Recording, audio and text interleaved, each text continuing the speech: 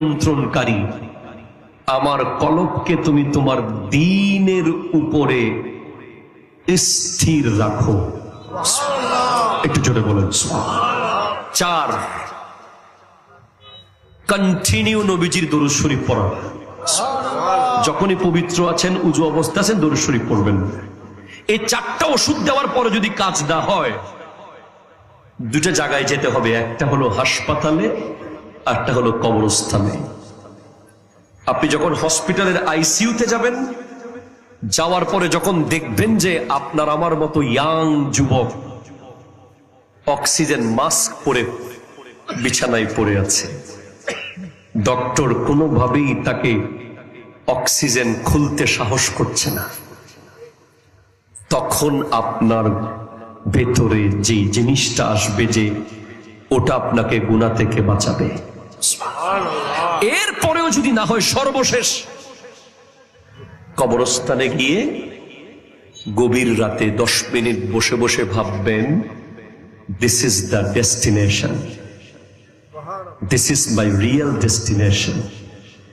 এখানে আমি থাকব। ডানে মাটি, বামে মাটি, উপরে মাটি, নিচে মাটি, টোটাল মাটির এই ঘরে আমি থাকব, যেখানে কোনো জানলা নাই, কোনো দরজা নাই, কোনো লাইট নাই, কোনো জেনারেটর নাই।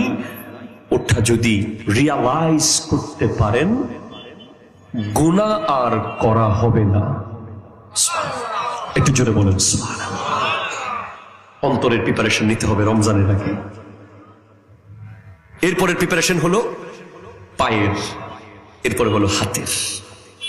হাত পুরো রমজানে কারো গাছের পেয়ারা ছিঁড়বে না, কারো জমির ধান জোর করে নিয়ে আসবে না, কারো দোকানের ক্যাশের টাকা মেরে দেবে না। চনামুড়ির দোকানে গিয়ে খেতে খেতে 10 টাকার দাও বলে 2 সেটটা খেয়ে ফেললাম, আঙ্গুরের দোকানে 1 কেজি কিনতে গিয়ে 2টা মুখে দিয়ে দিলাম। এই হাতকে বাঁচান। আহলে সুন্নাত ওয়াল জামাতের সৌন্দর্য হলো মাথা দিয়ে হলেও হাত বাঁচানো। একটু জোরে বলেন না ভাই সুবহানাল্লাহ। দুনিয়ার নিয়ম হলো মাথা বাঁচানো। মাথা বাঁচানোর জন্য দোকানে দোকানে হেলমেট বিক্রি হয়, কারণ মাথার কিছু হয়ে গেলে বডি আর কিছু চুপ করবে না।